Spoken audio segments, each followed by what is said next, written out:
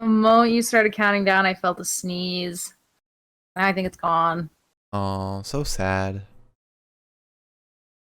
All right. You moved my camera. Oh no, that might have been me. I don't touch anything when I'm in there. No, I must have It moved scares it. me. I must have moved it when Cords. I dusted my computer. I'm back after an NXT.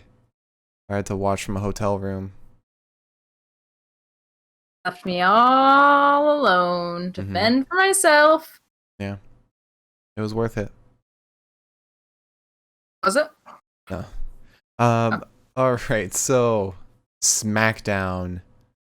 God damn, did we have a fucking Smackdown today?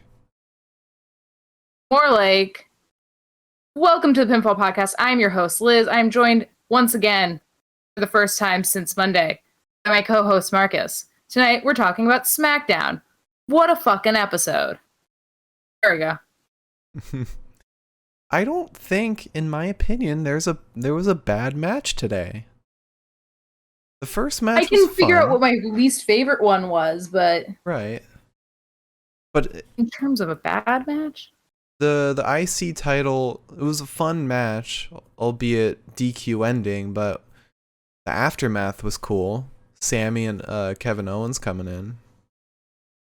that was confusing. I was like, that was very much like whiplashy for me. Hmm. Yeah.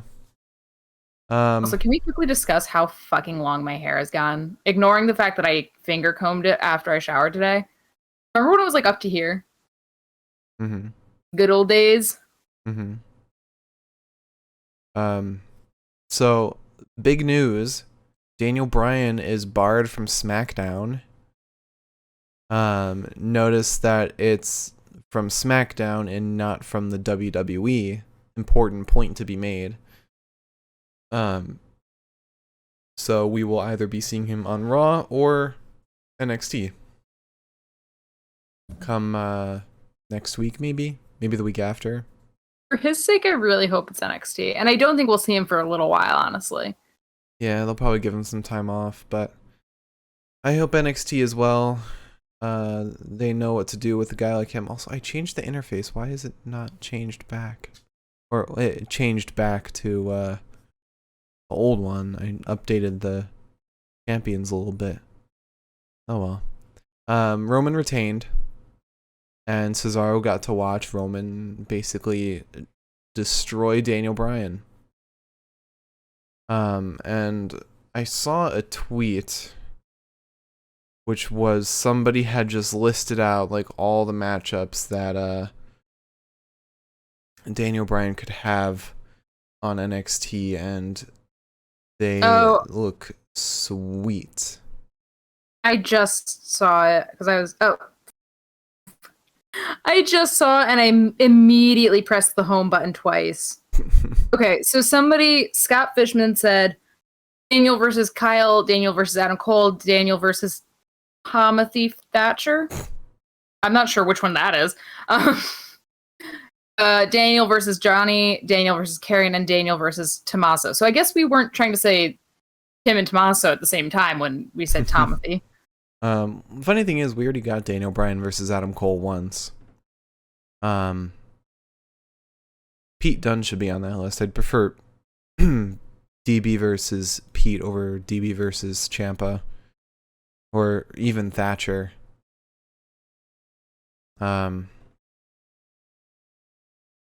Because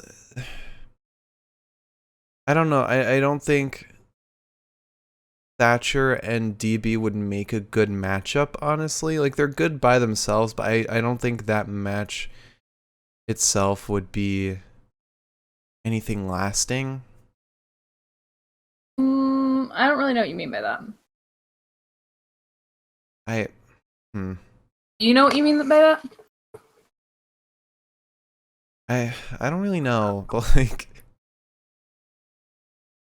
I think it's just like their personas wouldn't really mesh well, I don't think.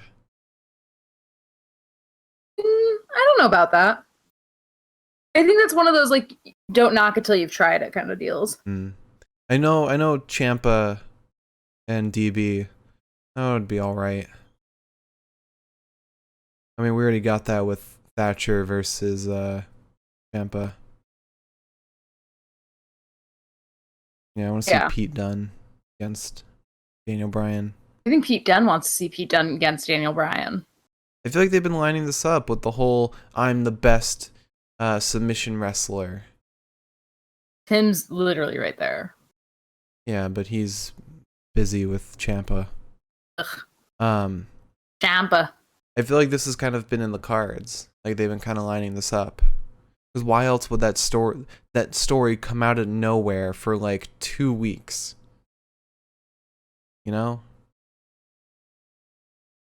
It would be kind of like an out of left field thing for me personally, but I wouldn't say no to it. Yeah. Yeah. But great episode. Really showing why Smackdown is a million times better than Raw. Well, that's not hard. But also I do, part of me does kind of hope that Daniel Bryan goes to Raw because they have like no faces at Raw. You got Drew, you got Riddle, you got Damian Priest, and that's it.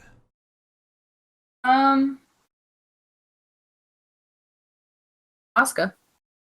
I'm talking like singles male wrestlers specifically. Just that division. Yeah, I mean, I personally would rather see him on NXT, but that's just for him. Mm-hmm. For us as human beings that have to watch Raw, sure. I think Daniel on Raw would be really cool. Yeah. I miss when AJ Styles was a singles competitor. I miss when AJ Styles was on TV. Yeah. Yeah, so let's do the news before we get into the episode. Lots of news for you because a lot of people have been fucking acting up lately. What?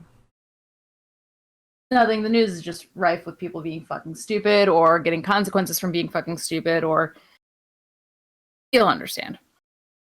All right, so I guess the quickest thing to start with is that NXT UK Takeover Dublin was canceled again for the second time.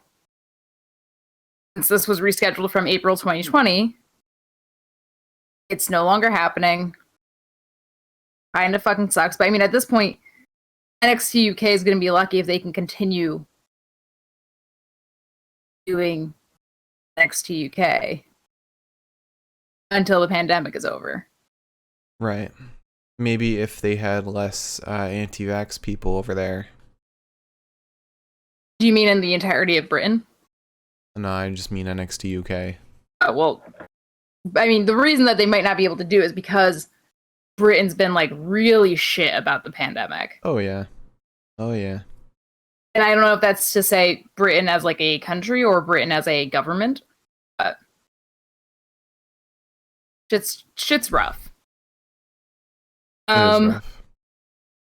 And then, I mean, yeah, we can also quickly talk about the fact that apparently Zaya Brookside is against vaccines.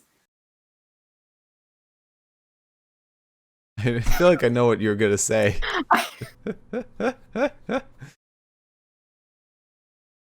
brain just short-circuited. Were you gonna say that Zaya Brookside is gay?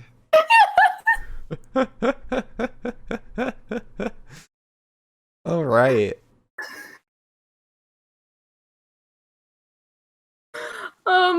She's not. I think she's straight.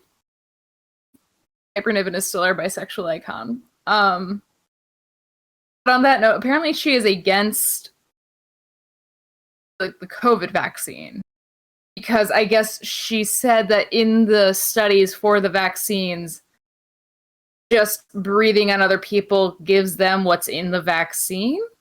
It's so fucking stupid. Which, if that's the case, then I don't know why it's been so difficult to get a fucking vaccine in any fucking country. Yeah, well, let's just breathe in each other's mouths. Yeah, there we go. Just real COVID comeback. Just make out with everyone. Spread the vaccine, not COVID. So, you know, I should have expected it because she's one of the people that I actually liked a little more than the other women that are all rife with fucking controversy over in NXT UK, just like everyone else in NXT UK as a whole. Because NXT UK is a fucking nightmare realm, especially if you're the person in charge of PR. Yeah.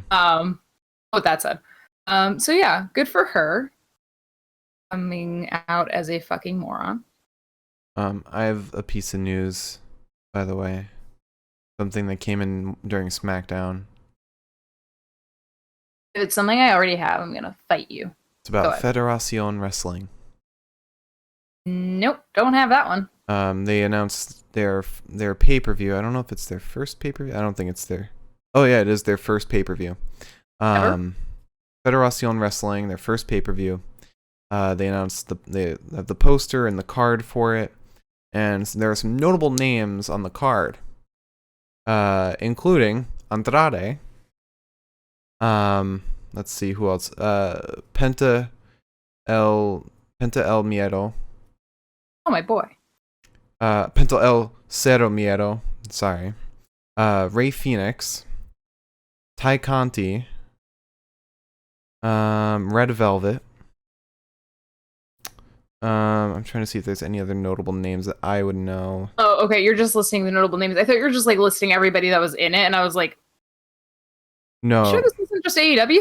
Here are all the names: Rush, Andrade, Matt Taven, PJ Black, B Del Ring, Sorpresa, Luchadores Sorpresa, Penta El Cero Miedo, Ray Phoenix, Dragon Lee, Bandito, Ty Conti, Ayako Hamada, El Sorpresa.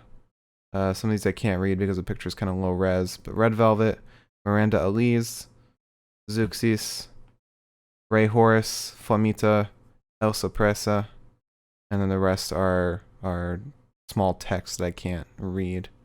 Fair enough. Oh, well, that's interesting. Good for them. Yeah.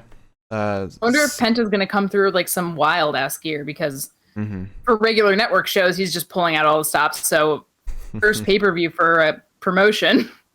I think this is Andrade's first. It's not his first match since release, because his first match is against Charlotte Flair's ex. I forget his name. Are you sure that's not happening there? That guy wasn't announced on the card. Oh, okay. Alberto Del Rio. Yeah. Who almost like went to jail for forever. So. What was I gonna say? Oh, it's Andrade's first pay-per-view since being released. I also have some other news that's from Fightful Select about Cutler and Blake, if you want me to fit that in anywhere. You can fit it in now. I've got a lot of news, so I'm just warning you ahead of time. Okay. Well, apparently, back in summer 2020, Wesley Blake and Steve Cutler went to the Performance Center to make amends for Riker's tweets. Steve Macklin confirmed, this is a quote from Fightful Select, Steve Macklin confirmed our summer 2020 report that he and Wesley Blake immediately traveled to the WWE Performance Center following Jackson Riker's controversial tweets.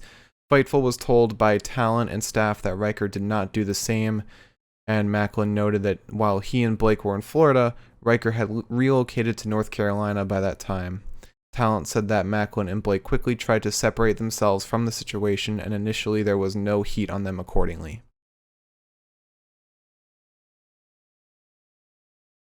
Okay, so they flaunted like COVID rules, I think, but at least they tried to not be associated. racist. Yeah.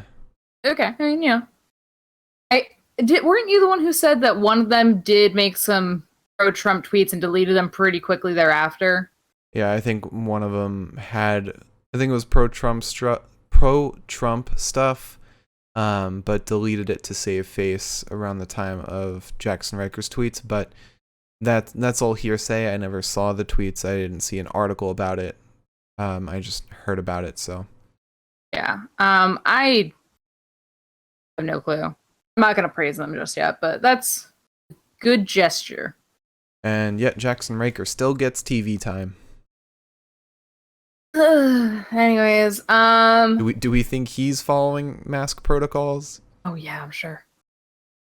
So everybody and their mother in the WWE wants to return to live shows. NXT apparently is supposed to be returning to live shows late in the third quarter of this year, which the headline of the article says NXT returning to live shows soon, and it's like, well, maybe in September. I think that's late in the third quarter. It's January, February, March, April, May, June, July, August, September. Yeah. And then apparently the WWE wants to return to live shows before AEW returns to live shows, which is like a little question mark for me because isn't AEW already doing live shows? I don't believe they're open to the public. Blood and Guts you can buy tickets for, but I don't think you can buy tickets yet for live shows. Okay. I mean, it says here in this article that if AEW promotes shows for July, WWE is probably going to try to move their date forward by trying to start, I believe, in June. Which is just so fucking funny to me that they were like, oh, AEW's gonna do this. We gotta do this faster. Anyways. I was just annoyed by that.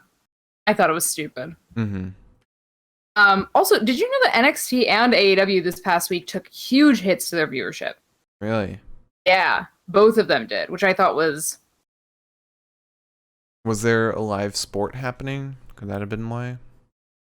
I mean, baseball's been happening, but that's been happening for a month now. So, I don't know. I wouldn't blame it on that. But anyways, I want to talk about NXT and Major League Wrestling. Sure. Apparently the WWE and Major League Wrestling were talking about a membership where unused NXT developmental talent would go to MLW.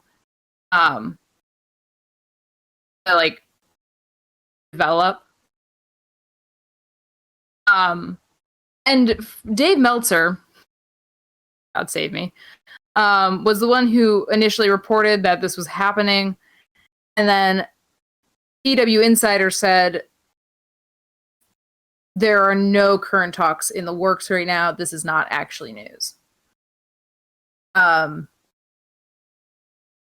I guess it now also looks like maybe they're gonna do something under the WWE umbrella of companies. Yeah, and the rumor... The Diamond Mine thing was... Yeah, the Diamond Mine people are suspecting to be an MMA-focused stable coming in.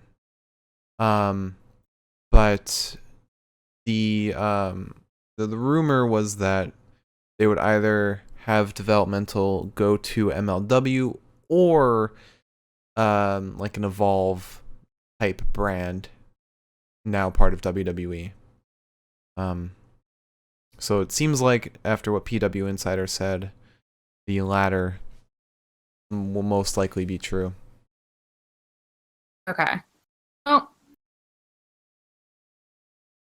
I mean, I don't know. I'm always happy to look at new shows with newer talent because they're probably going to be more interesting than whatever the fuck it is that we get every Monday.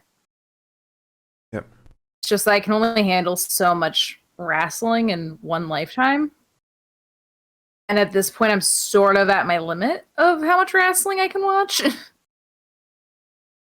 I feel like, you know that episode of Seinfeld where George Costanza has all like those receipts in his wallet? And he goes to shove like one last one in there and it just explodes. Mm-hmm. I feel like that's my brain, but with wrestling. I'm like, I want to shove just one more match in here, and my brain's just gonna be like,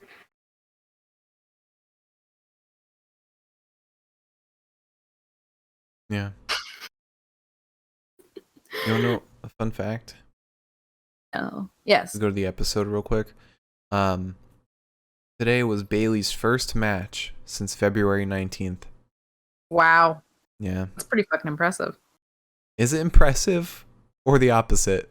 I mean, like, impressively, like, fuck. Yeah. Like, I'm impressive in a negative way. How's that? Depressive. There you go. Okay. So let's talk about our last two pieces of news. Apparently, Jason Jordan received a promotion. Because John Laurinaitis has been put in the position of replacing Mark Carrano. So now Jason Jordan is taking over his role as lead promoter. He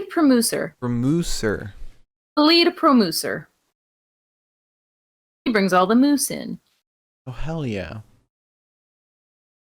But apparently Jason Jordan is now the lead producer for WWE. I believe both Raw and SmackDown.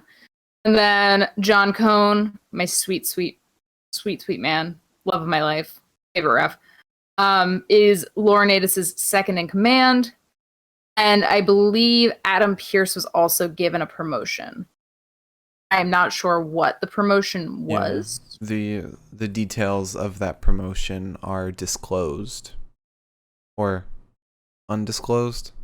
Yeah, undisclosed. All right. Last piece of news. Fucking. Okay. Oh, also, sorry, real quick. Johnny Gargano tweeted a picture of him and Daniel Bryan in a ring together and said it's been a while. Okay, so I feel like this is what's gonna happen then. Or it's wishful thinking on their part, because I feel like they don't even know. Yeah, that's true. Maybe if like they draw up enough hype for it, like WWE will be like, oh hey.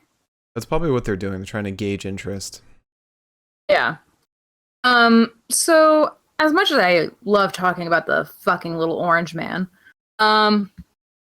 Drake fucking words, huh? So Drake Wirtz got on a town hall meeting for some fucking town in Florida, I don't know, wearing his NXT shirt, talking about how mask mandates are unconstitutional, tying it back to the whole QAnon sexual predators love face masks. He said masks help sexual predators steal children.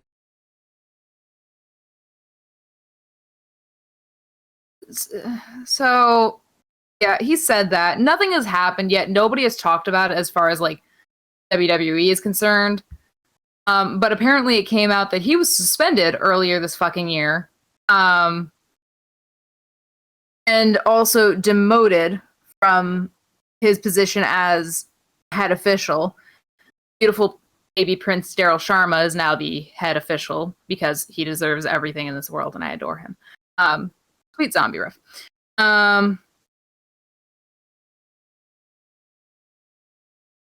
It's just apparently, and D.A. Brewer took over the duties of timing matches on 205 Live, which I guess used to be a Drake Wirtz thing. But apparently he was suspended for several months. And that's why we haven't seen him that much at all. And he's been pretty much demoted to NXT whenever he is on. But I did find something funny, in spite of everything, which is Daryl Sharma. I didn't notice this until now, but on the 17th of March, during Drake's suspension, or during a time where he was not part of activities, I believe it was for NXT. All of the referees were people of color. And he took a picture of they have a picture of all of themselves standing in front of the ring. I was just like, not only is this perfect and good, but also, like, look what we could have if we just didn't have Drake fucking Wirtz. Didn't that happen like a month ago? I said March 17th. Okay. Yeah. Over a month ago. Yeah. I mean, his beliefs in that meeting are one thing, but wearing the NXT logo and creating that association should be enough of a fireable offense. You'd think. You'd really think. Mm-hmm. So I don't know what's gonna happen. I don't know if anything is gonna happen. I would hope something would, though. Anyways, that's all I've got for you today. Cool. Now the episode. Cool is not the word I would use, but yes. Let me just exchange my Velcros.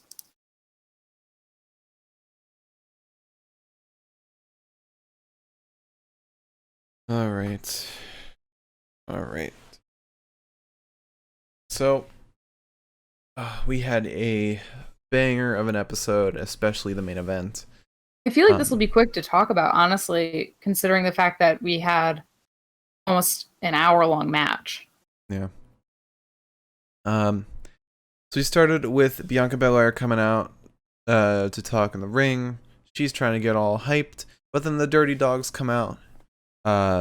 They say, or Dolph says, we're going to kick off SmackDown right. The Street Profits then come out, and Bayley immediately comes out, takes the mic from Bianca, and just laughs. Bianca smacks Bayley across the face. Bayley then goes for Bianca's legs and starts attacking her. And then the tag teams start going at each other, and that takes us immediately into Bianca Belair and the Street Profits versus Bayley and the Dirty Dogs. All right. It's so nice right now that we have a draft. I was sweating in the living room, and now I'm just like, I've got like a cool breeze flowing in without any windows open. It's lovely. Part of me wishes there was a draft in here. Yeah. In the winter, it's not so fun. Yeah. Now I'm just like, fresh air. Nice. All right, so we start with Bayley versus Bianca in the ring. There's some elbows sent back to Bianca to stop a waist lock.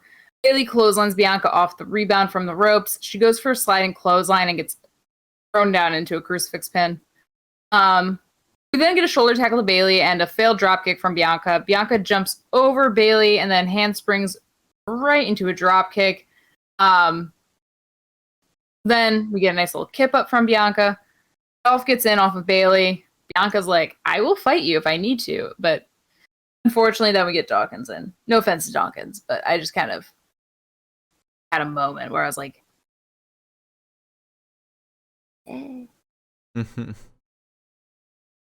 So Dawkins gets in. He doesn't do too much. He just kind of roughs up Dolph for a couple minutes until Montez gets in with a drop kick to Dolph, and then they do this lovely little team pancake. Mr. Rude, who interferes. Bayley is then sent over the ropes by Bianca. Montez then flies out onto both Rude and Dolph. Bayley then sends Bianca hard into the steel steps. We don't see it happen. We just hear it, and it was very loud. And you see Bianca laying there kind of shell-shocked, and I was like, kind of glad I didn't see it, actually. I don't know if I needed that. Mm-hmm. Montez is then distracted by this. He gets super kicked by Dolph, who's back in the ring. Rude gets in off of that. Tez gets thrown to the buckles. Dolph splashes him, and then Rude sort of hits him with a Uranagi. It was there was much more movement than a Biggie Uranagi, but it was the same mechanics of just grabbing somebody and slamming them. Rude then chokes Montez against the ropes. Bayley gets a cheap shot on Tez while lovely Jess Carr is distracted. We get a double team suplex to Montez, and then Ziggler gets in, hits a headlock on Montez. Tez then powers up and out, but Ziggler still splashes him into the corner. Dolph goes for the super kick, and Montez gets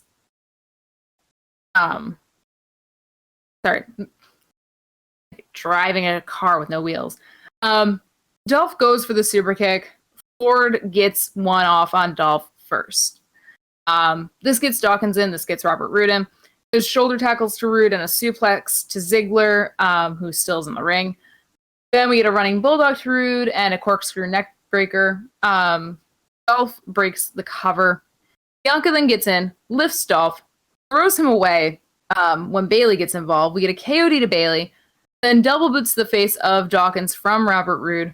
Bianca breaks up the cover by whipping Robert Roode in the back with her hair. Oh, He sold the shit out of that. he did. I mean, to be fair, I don't know if anybody needs to sell it anymore after what Sasha's side looked like after the fact. Yeah. I think that did enough for everybody. But then we get Dawkins in. He hits the anointment on Roode. Montez gets in with a frog splash to win. Yeah. Oh yeah. Oh yeah. Great match, actually. Great mixed tag. Would have been a lot better if they hadn't announced it prior and we had all those interruptions to kind of be like a surprise. Oh, we're getting a mixed tag match. Oh, that's fun. Yeah. That would have been nice. But so after that, we then had a little announcement. This was kind of during the match. We had an announcement for next week. We'll be getting a throwback edition of Smackdown. Now, a little interesting as far as what that's going to entail. At first, I was like, oh, are they just going to air like old matches and have like commentary on them? But it seems like it's not that. It seems like it's going to be maybe wrestlers with throwback gear and a throwback stage, because Ryan Satin tweeted that in their warehouse, in the WWE warehouse, they have the Smackdown fist sitting. And somebody asked Kevin Owens if he was going to jump off of the Smackdown fist, and he said absolutely. God. But that sounds so cool. And It sounds like a cooler way to do Legends Night without doing Legends Night. yeah. And if there's one thing that old WWE had, it was amazing stages, amazing venues. Hopefully we get that again, rather than just Thunderdome, but with a fist on the wall. Yeah, I don't trust them. I really don't. It's definitely still going to be Thunderdome because they haven't announced ticket sales or anything. Right. I didn't think it would be like with fans, but I just hope that it's like, I hope that it's fun. I hope that they aren't suckering us into like thinking something's gonna be fun and then being like, well, you don't really know what we're doing here. Yeah, I'm sure it'll be pretty fun. I think I have a feeling they're gonna plan some special gear for the wrestlers, since they showed the wrestlers. They showed the Miz in the montage too, which was kind of weird because he's on Raw. Do you think Ray's gonna bring back like one of his really like one of those like outfits that he had where it was like the baggy pants? Oh, I hope he does. I was thinking like the all nude gear that he had that like hung way too low. No, not that. Anything but that. Who else had some cool stuff? Maybe Dolph will break out some interesting stuff. Maybe Roman will break out the vest. I don't know how far we're throwing it back though. Yeah, it seems like based on the logo that they showed, like the original WWE logo, like almost WWF, like it's gonna be like classic stuff. Like maybe Seth comes out as Macho Man Randy Savage. Stop. He would. It'd be a great way. It'd be a great way for them to plug their new biography series on A&E. Yeah, there you go. There you go. And if they don't, that's on them. I came up with the idea. Well, actually, I did. You just connected it to A&E, but it was a team effort. I'm gonna take the props for this one. Okay. We then have an interview with Daniel Bryan. He said he's actually comfortable and excited for the match coming up. He said that Roman should be the one who's nervous. because this is defending his title on SmackDown. And he said, Daniel Bryan said that when he's champion, he's going to give his first title defense to Cesaro. And today he really put over Cesaro in his final outing. I told you he's going to go out putting Cesaro to the moon. Whatever, man. Fucking, I'm not allowed to have anything, am I? You're gonna have Cesaro being the big dog. Is Cesaro my birthday twin, Marcus? He doesn't have to be. Yes, he does. And then after that, we had a promo with Seth Rollins, the first of several predictions for the main event tonight. He said that he predicts Daniel Bryan will win in a huge upset. But Cesaro won't get the first crack at the title because he won't even make it past Seth next week. And then we have a promo with Naya and Shayna and Reginald. A little interview. Shayna said that they're going to show Natty and Tamina the difference between tag team and singles matches. But then Natty and Tamina run in and attack Naya and Shayna. Natty and Tamina. Oh yeah, but then we get Natty and Tamina versus Nia Jax and Shayna Baszler, which should have been a title match. Should have, would have, could have, but like, God bless, they're putting Tamina over in like the biggest way, and it makes me so happy. She's been doing a really good job. She has been, and I think it's really just because she's always done a really good job. She just hasn't been booked well at all. She just needs to work on her splashes. Today was just like a little weird for her. She seemed kind of shaky on the ropes, especially for the first one, which we'll get into. But she was fine at WrestleMania, so something was a little funky about today. We start with Tamina versus Naya. She dodges Naya, sending her into the buckles. We get a super kick to Naya's back, and then she goes off the top rope right into Naya's knees. Shayna gets in. There's a knee to the head of Tamina as Naya holds on to her. Shayna punches Tamina in the mouth, and then we get a knee strike. Naya gets in off of that. Naya begins beating the shit out of Tamina until Tamina gets kind of her own pound of flesh. Naya then is in a position where Tamina looks like she's about to lift her, but Naya just kind of falls on top of Tamina. We get Shayna in after that cover is broken. Shayna starts doing Shayna things by trying to break Tamina's arm. Tamina lifts her and then slams her downwards. Gets Natty in. We had a failed knee strike to Natty and then a counter to the Kirifuda. A discus lariat. Yeah, I feel a discus lariat to Shayna. And then a big release German suplex to Shayna. One that's looked better than anything Natty's done in the last couple of weeks. Like, this was a really good suplex. Yeah. We then have Natty trying to go for the sharpshooter, but Shayna avoids it. We get a knee strike to Natty, and then Naya gets in. We get a drop elbow to Natalya from Naya. She dodges Naya, though, sending her into the buckles. Then Tamina gets in. She goes up top. Reginald fucking interferes because this is all Reginald's good for. Tim should have taught him another fucking lesson in Tim's unsanctioned murder time. Because I'm tired.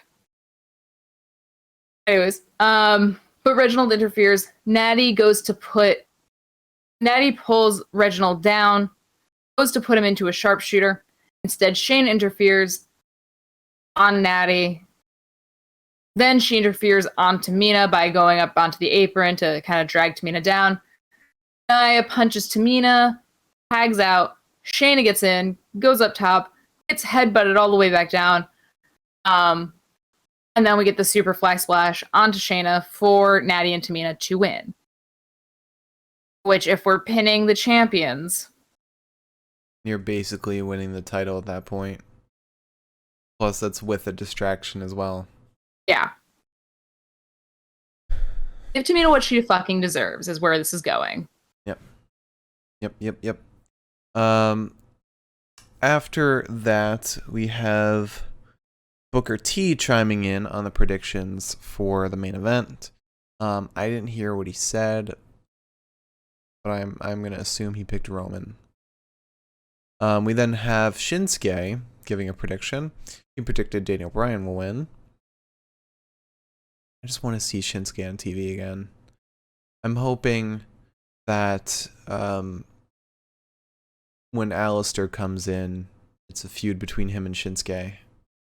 Why would it be that? Huh? Why would it be that? Because Shinsuke's got nothing to do right now. That's fair. And they never fought each other on NXT. I just didn't know if you had like a genuine like, and here's why or not. No, it's just the potential.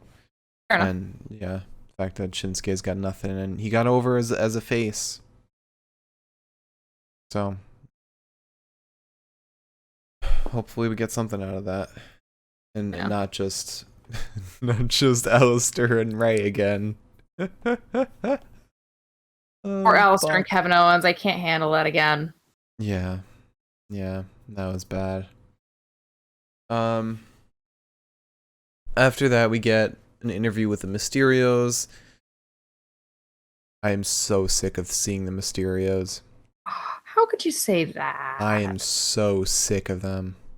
You know what I'm sick of? I hate saying this. I'm sick of seeing Dom and Ray, and Dom like kisses his father's ass. Yeah, kissing his father's ass. It's like, I get it. You're father and son. It's fine. This has been a point that's been made a million times by the WWE. You don't need to list off Ray's accomplishments. I promise. Neither of them are three-dimensional characters at this point. They're both just there for the sake of being there. Ray is fucking tiring at this point. They just don't have a good story to follow, and it's only because right now they're in the tag scene, and the tag scene on Smackdown is boring as shit. And on top of that, the thing that's like frustrating to me is that they're like, well, when we become the tag champions, and I'm like, but Montez and Dawkins are closer to becoming tag champions than you guys are. I wouldn't even blame the tag scene at this point, because you have Chad and Otis who feel great because they're Otis is getting over as a heel. You got a great dynamic with them, and they seem to be like very entertaining whenever they're on screen. They pull off great promos. Street Profits being faces just like the Mysterios. I mean, they're charismatic as shit. Every time they come on, it's a lot of energy, a lot of hype. This match is, or the match from earlier today is proof of it. And then Dirty Dogs, I mean, they were basically absent for a while, but they're back and they're healing it up. They're kind of finally sticking their boot in the ground as champions. Maybe I just don't see things the same way as you, but Otis and Chad, I don't understand right now, because they weren't really heels at first, and then they became heels suddenly. We don't get any promos with them really anymore. Dolph and Robert Roode, I could go the rest of my life without watching them wrestle, and I probably would not miss them. Ray and Dom have a good point as being father and son tag team, where it's like, that'd be really cool for them to get the title. And obviously the Street Profits, that's unanimous, like everyone loves them. But I just think the tag scene is so boring and this is a horrible word to use for it, but it's a really horrible word actually when you think of it in context, but it's almost incestual in a sense. It's bad when you mention Ray and Dom. That's why I said this is a horrible word to use for it. But what I mean is that it's just like, it's just this the constant like same matches over and over, and the fact that everyone is gunning for this fucking belt, which is something we've talked about, where it's like there's no storylines outside of titles. Mm-hmm. The only storyline that we have outside of a title right now is Alistair. Yeah. And it's like, Give me 2 tag teams that just fucking hate each other for no good fucking reason. We almost had that with Ray and Chad and Otis and Dom. They gotta fuse the tag titles together. Yeah. Reunite them. Neither tag scene on each brand is good enough on its own. But moving on from that. Oh, did we even finish? Oh no, I didn't even finish it. Like you said, Dom just gushes about his dad. Ray says that he wants to become the first father-son tag team champions. And then after that, we have Aleister Black, another vignette featuring him. This time, Chapter 2, Reality. And my god, these animations are so good. They're so good. They really put their production into these. Aleister says, people like you littered the halls in school, but father fed me the truth. I won't give you the keys to escape. Of course, there was some other stuff mixed in there, but those are the big things that he mentioned. Yeah. As much as I love ragging on Aleister's character, and I will not stop, I don't care how good it becomes or how awesome it is, I'm gonna rag on it because he looks like a fool. He's telling this story, and all I can think about is those kids in like high school that thought they knew the world front and back, and they were like so pessimistic and miserable to be around, and they just like kind of acted like, oh well, it's just because I'm edgy that no one likes me. It's like, no, it's just because you're kind of an ass.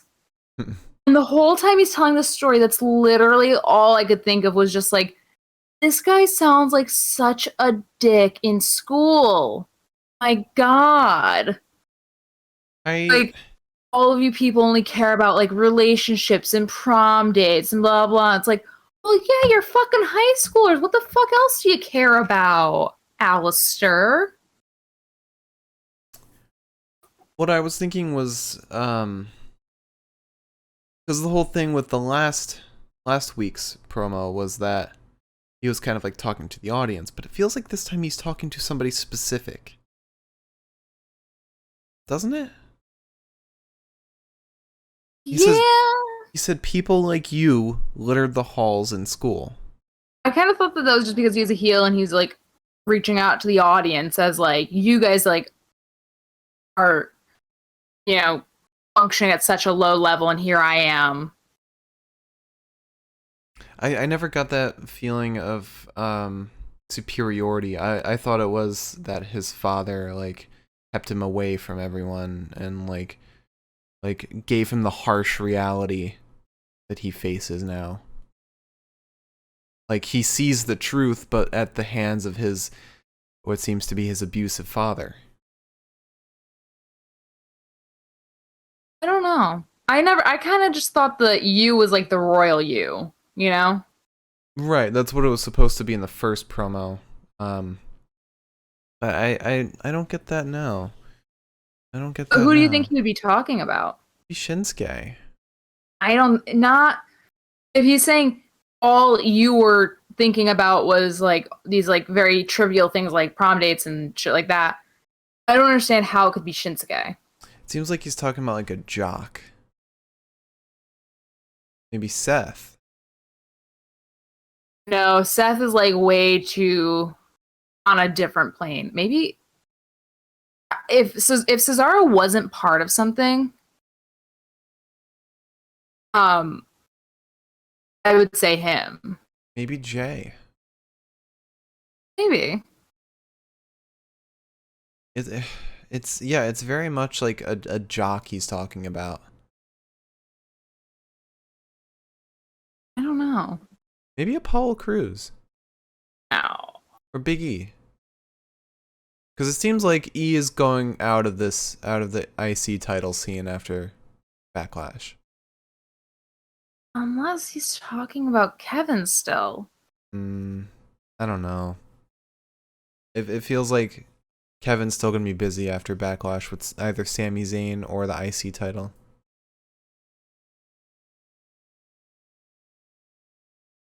Yeah, I don't know, actually. Hmm. I think Big E might be a contender. Maybe. I'm trying to think of everybody who's on SmackDown, and I'm like,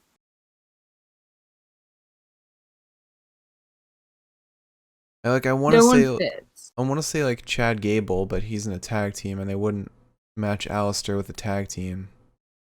No. Not many people on SmackDown. There isn't. I don't know. Maybe Corbin. Could be Corbin. Could be. Because Corbin's very much like cool guy on campus, also a Hmm. dick. Okay. And he's not doing anything. Okay.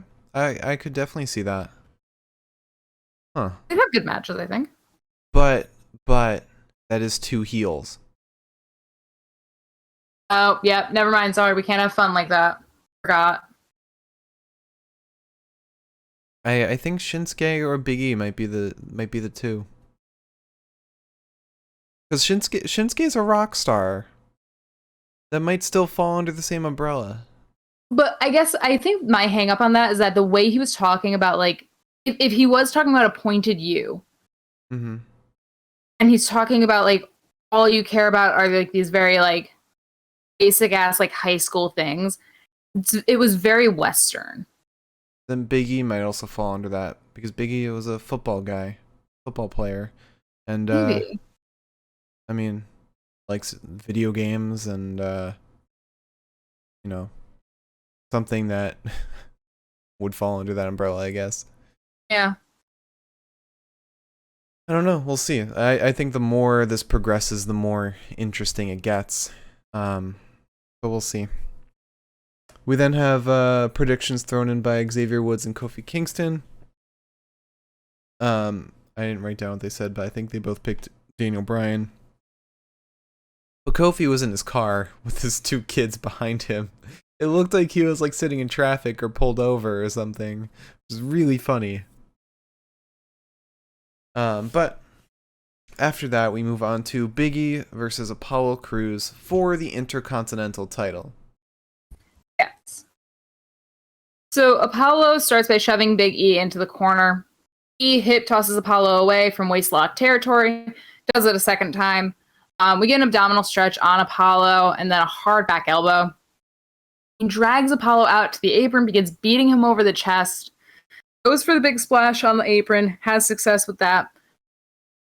Apollo then dumps Big E on the top rope, clotheslines the piss out of him, hits him with a suplex ringside that nearly fucking kills Big E because Big E's head didn't go under as quickly as we expected it to, I think. Apollo then goes to the second rope, goes off of that with double axe handles, but is caught. Big E hits him with two big overhead tosses. He is then sent to the apron and enzuigiri'd to ringside.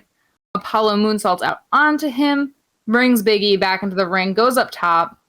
Big E rolls away. Apollo rolls through after jumping off the top post, or the top buckle. We then get a belly to belly and a big splash to Apollo. Then we get a massive boot to the face of E. E won't sit down, though. Apollo goes for a splash in the corner, but is caught, slammed to the ground with the Uranagi. Apollo manages a fireman's carry takeover, sending E neck first into the apron. Big E then rolls Apollo up, doesn't have any luck. He hits the big ending, gets a cover, and then Aziz interferes, or Commander Aziz, right? Is it Commander or General? Commander. Right. Commander Aziz interferes, sends E into the post. It's a DQ. Kevin Owens comes out, attacks Aziz, but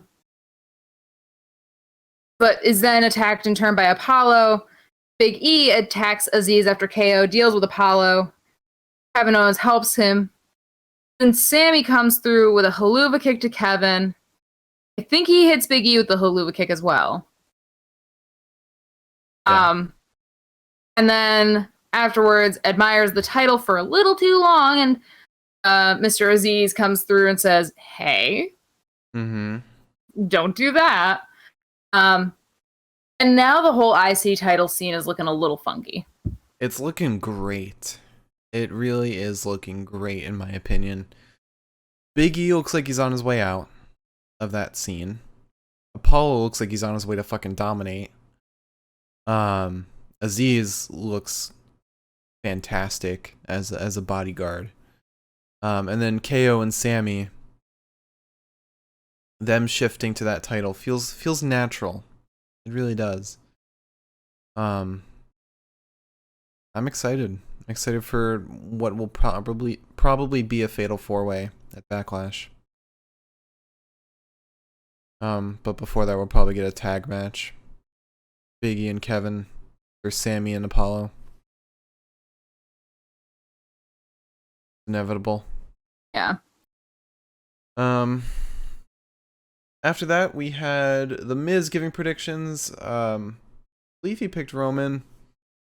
Cesaro gave his predictions, but before he gave them, he accepted Seth's challenge. But then he predicted that Daniel Bryan will win, and said he then will win it from Daniel Bryan at Backlash. And then we get a very interesting interview from Paul Heyman. He said he's so sick of hearing the name Daniel Bryan. He said he should never have broken into the industry. Has he defied the odds? Yes, yes, yes.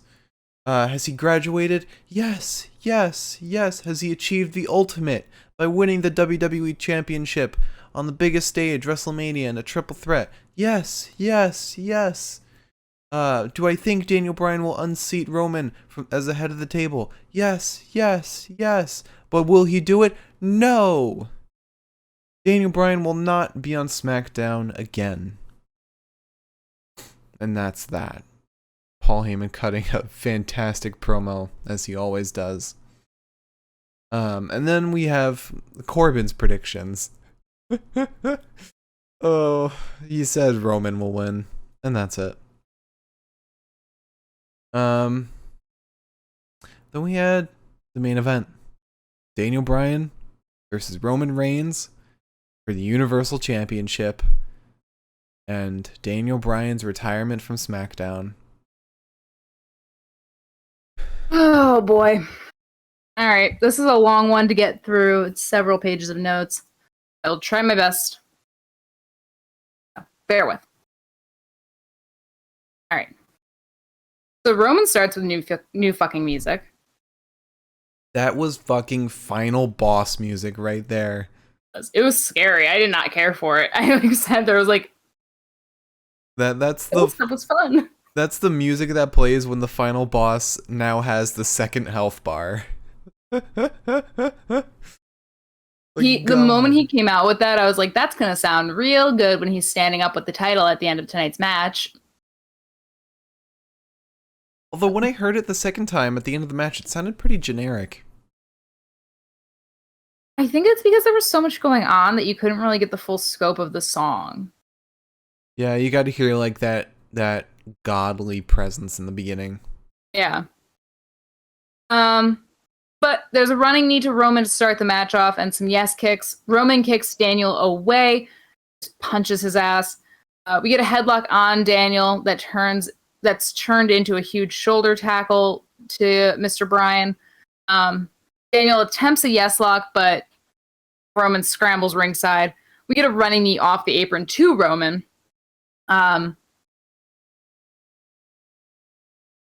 We go to commercial break. We come back. There's a lot of commercial breaks in this. I did not actually know all of them, but I only know this because we finished outside of the ring and came back into the ring.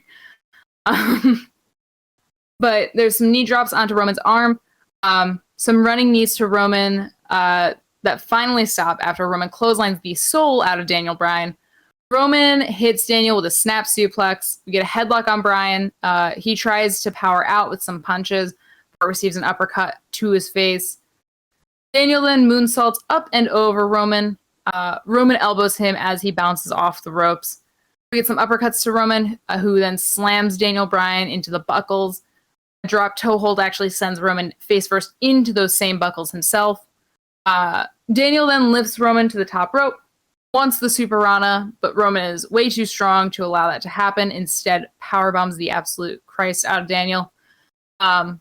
Daniel is then brought ringside. He's whipped into the barricade.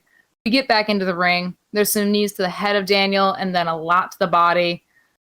Both men go up top. Daniel Bryan then slips underneath and sends Roman into the top buckle, balls first. Daniel then goes up top.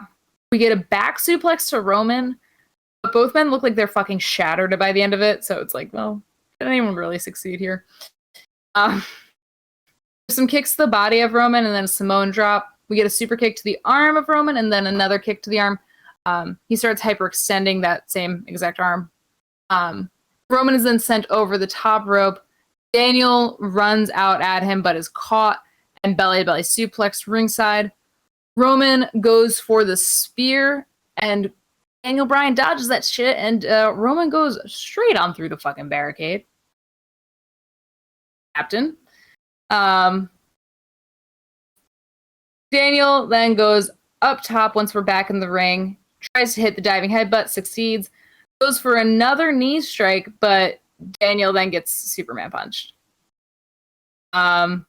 He gets a successful running knee, but Roman manages a rope break. Daniel then starts stomping Roman's face. He gets the yes lock, but Roman rolls backwards, forcing Daniel Bryan to break or be pinned. We get a spear to Bryan. Bryan's still kicking out at this point, still looks relatively alive. The guillotine is put into place. It's very nearly locked in. Daniel Bryan manages to, with all of his little might, slip on out. There's an armbar right into a yes lock. Reigns starts slowly powering out of this hold. He gets free, begins pummeling Bryan. It's a big power bomb to him, and then goes right on back to pummeling. Goes for another power bomb, gets that.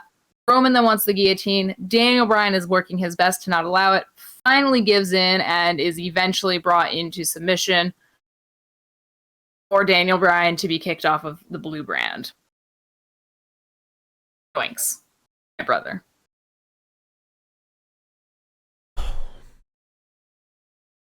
That match was a fucking banger. Now I saw some speculation, or rather not speculation, but a fun idea posted on Reddit, which was possibly who Roman could fight next, aside from Cesaro. Somebody mentioned The Rock to give him his retirement match. Not for the title necessarily, but it could be, I guess, if Roman retires him. But yeah, I don't think Cesaro will be the guy to take him down. You'll need like someone who's proven that power. And I don't think Cesaro's quite done that yet, but we'll see how. Yeah. It's definitely not going to be a Backlash. Backlash is not going to be where Roman is dethroned. I saw some other people name like AJ Styles, Finn Balor, like the toughest guys in WWE. But I don't think anybody is like at Roman's level right now. Yeah, maybe Big E. I wouldn't say that. I don't know. I don't know many other people who are at that level either, but I think Cesaro definitely has the opportunity to be. Cesaro is over enough to where if he got it, like it would be realistic if he got it.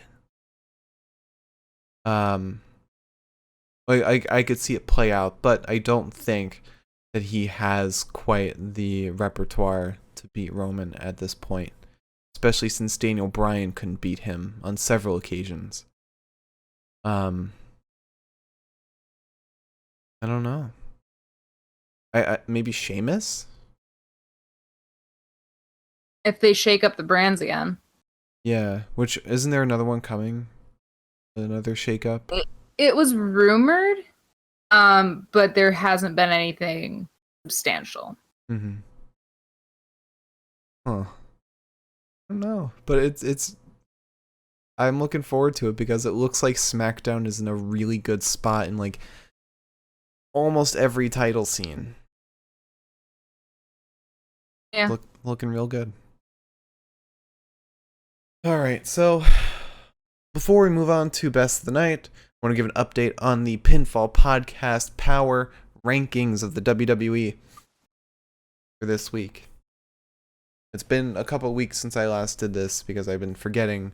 I'm also going through and ranking AEW for this year as well, which is very difficult because Dark has so many matches. Might do Impact as well, just for fun. But it'll be interesting to compare, get a top 10 of like all wrestling promotions. Alright, so number 10. The big boy from NXT UK, Walter, standing tall with the UK Championship. Number 9, one half of the NXT Tag Team Champions. One half of MSK, Nash Carter. Number 8, the Swiss Cyborg, the new contender for the Universal Championship, Cesaro. Number 7, one half of the NXT Women's Tag Team Champions, Ember Moon. Number 6, the other half of the NXT Tag Team Champions, Wes Lee. Number 5, one of the current contenders for the WWE Championship, Drew McIntyre. Number 4, the WWE Champion, Bobby Lashley. And number 3, one half of the Women's Tag Team Champions, Shayna Baszler. Number 2, the other half of the Women's Tag Team Champions, Nia Jax. And lastly, with only a 5-0 record, standing tall, number 1, the head of the table and the head of these rankings, the Universal Champion, Roman Reigns. God bless. He has had 6 matches this year. 1 was a DQ. 5 were wins. And all of those wins were title defenses. Every single one. Wow. Jesus. Only 3 were main events, though. I'm wondering which ones weren't. Probably Hell in a Cell, right? Hell in a Cell wasn't main event. Right. That was like midway through. And or do you mean Elimination Chamber? No. Hell in a Cell. Oh, I don't remember Hell in a Cell. No, Hell in a Cell definitely it wasn't because that was Drew and Randy. Right. It was Jay and Roman, and Hell in a Cell. And oh yeah, Elimination Chamber. That wasn't main event. Okay. Roman went from like what, number 6, number 1 today. But the person with the least amount of matches isn't Roman actually. In the top 10, it's actually Walter. Walter's only had 4 matches this year. He's 4-0, and 3 of those were title defenses. And he deserves more. He should have more matches. But also, I do like when a wrestler doesn't wrestle very much, and when they do wrestle, it's like a big deal. Sure, I mean, that's what Walter is. Yeah, he's a big deal. He's a big baby. Hate that. All right. So, Best of the Night. It is, I think this is easy picks for all of us. Promo of the night. We started off with Bianca Belair being interrupted by everybody. This was, it was whatever. I mean, it was just getting interrupted 5 times. We then had the announcement of the Throwback edition, which was interesting, definitely surprising. We had Daniel Bryan's interview. That's fine. I'll pack all the predictions into one because I can guarantee we're not going to pick any of them for promo of the night. Maybe Kofi plus children. But they were all whatever, hyping up the match. It's fine. We then had Naya and Shayna promo, where they're attacked by Natty and Tamina. That was all right. That was whatever. We then had the interview with the Mysterios. Really nothing there. We had Alistair's promo, which was great. Alistair had a really, really great, another great promo. Still begs the question of what the fuck he's talking about. We then had Big E's interview. So he's gonna get his. Oh, I never talked about this. I skipped over this. Oh, how'd you do that? No, that's the first time I've ever done that. Oh. Well, Big E said he's gonna get his baby back and he's gonna sit her in the passenger seat and head north. And if you missed that promo, don't worry because Pat McAfee recapped it at least 4 different times during the match. God bless his soul. Oh, and also Pat got Michael Cole standing in the main event. Goes to show the effect he has. It was so sweet. But yeah, the Big E interview was fine. And then we had the Paul Heyman interview, which was fucking amazing. Paul is so good on the mic because it's basically his whole job right now. Yeah, this got over and put down Daniel Bryan at the same time. It was great. It was wonderful. And that's my pick for promo of the night. Paul Heyman's interview. All right. I thought you were gonna go with Alistair, but Because there's like nothing there right now. a lot of questions. Yeah. I'll go with you. I wasn't actually really paying attention to this promo, but I heard a lot of people said it was really good. Mm-hmm. All right, so wrestler of the night. Again, I don't think there's any contest. We start off with Bianca Belair and the Street Profits versus Bayley and the Dirty Dogs. I picked Montez. Montez was selling shit like crazy, and he was pulling off great moves like he always does. I mean, nobody looks spectacular in this match, but I think I enjoyed watching Montez the most. Not sure. I think so. We then had Natty and Tamina versus Nia Jax and Shayna Baszler. I'm going with Shayna. Shayna actually looked like she cared today. Shocking. Yeah, that's true.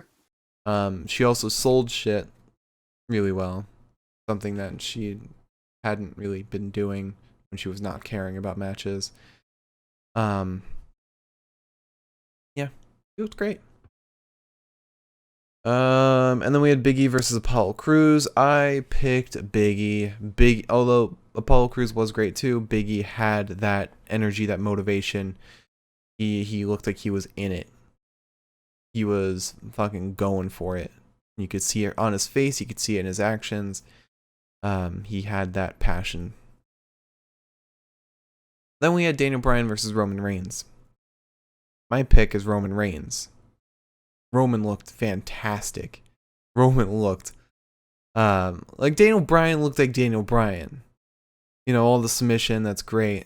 Roman also looked like Roman, but you could see like the frustration on his face when Daniel Bryan broke out of pins. You could see like the fact that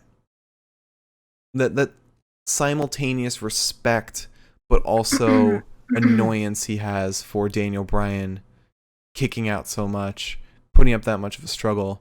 And the guillotine is such a great finisher. It really is. It's like a death grip on someone. I think Roman killed it this match, and especially with the aftermath. He looked like a king, like a god even. Yeah. So my pick for Wrestler of the Night gotta be Roman Reigns. I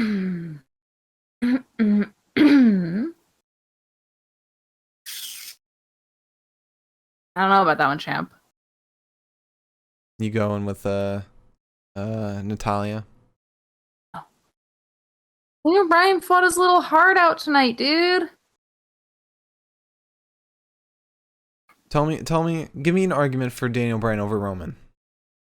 I am. Okay.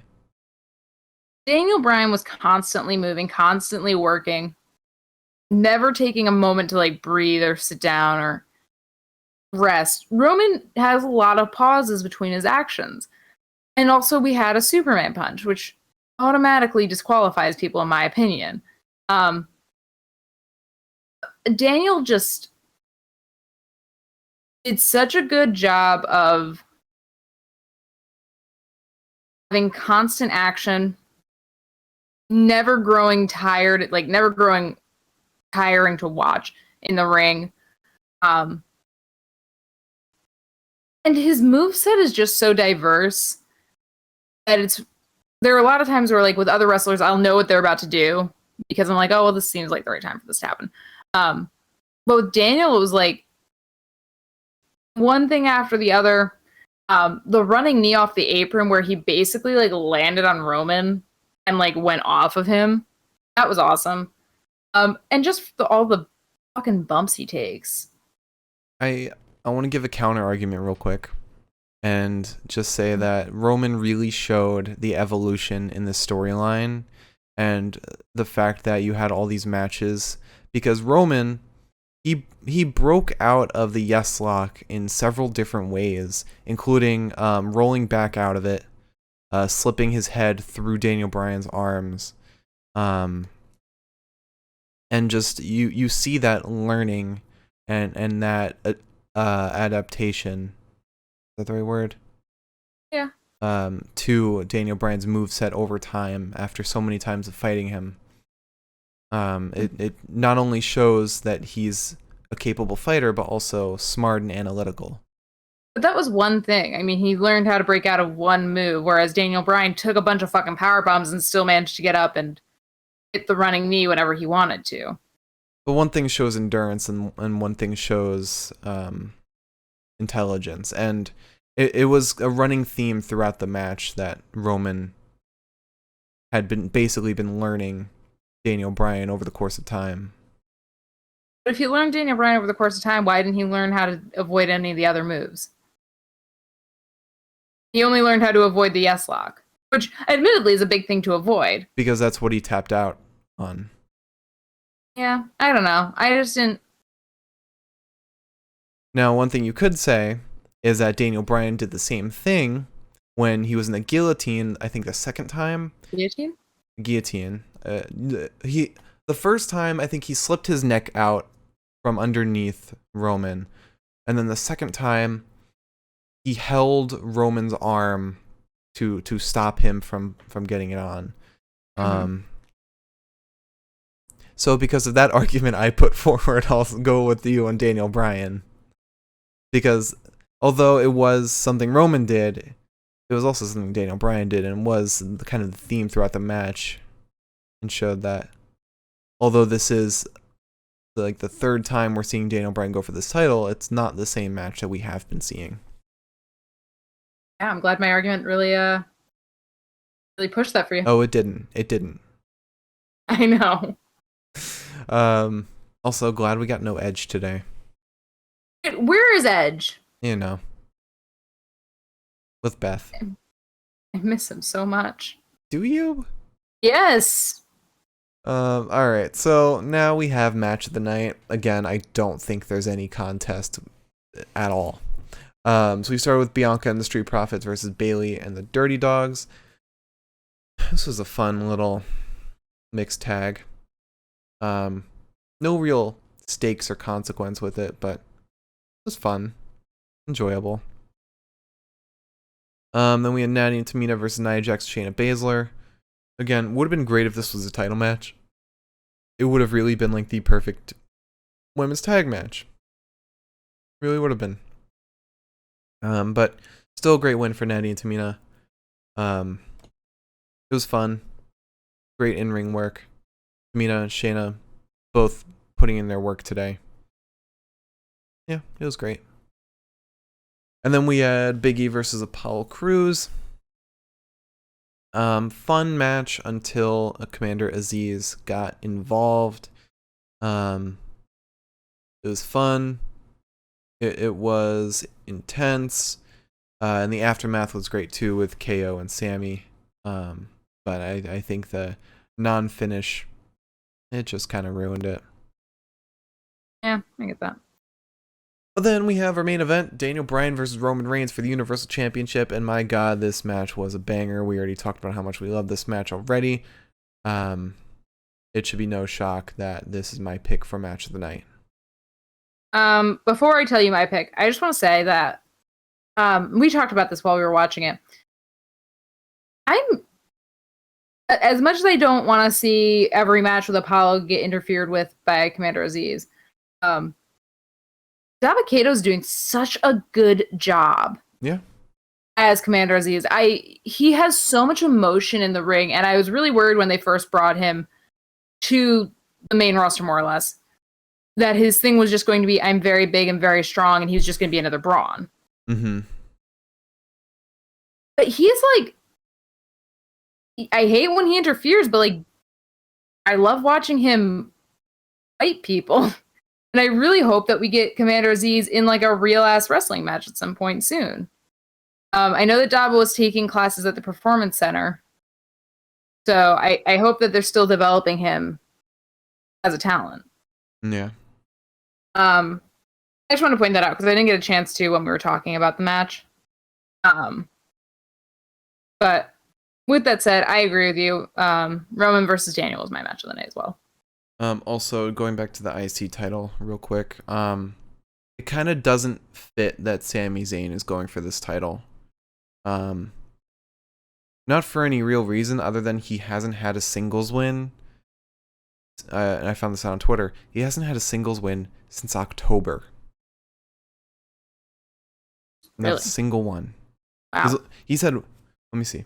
I think he's only had one win this year. And that was a tag match. Yeah. He's had 16 matches this year, only one win. He is the lowest ranked wrestler right now. Really? Yeah, right under Randy. Randy's the second lowest. Woof. Yeah, Randy lost 7 main event matches. Oh, buddy. But yeah, I don't think Sammy really fits in that picture right now unless they give him some more wins. Yeah. Run it back. Our promo of the night, Paul Heyman gives his thoughts on Daniel Bryan. Wrestler of the night, Daniel Bryan. Match of the night, Daniel Bryan versus Roman Reigns. You want to close us out? I suppose I will. Oh man. We're 15 minutes away. If you joined us tonight, thank you so much. We appreciate it. If you join us in the future, thank you so much. We still appreciate it. Just want to say, my birthday month starts in 15 minutes. Just saying. You better not delay this podcast 15 minutes. I'm the reason for the season, baby. Just kidding. I'm the reason for Gemini season. Anyways. Just a little shameless self-promotion for myself.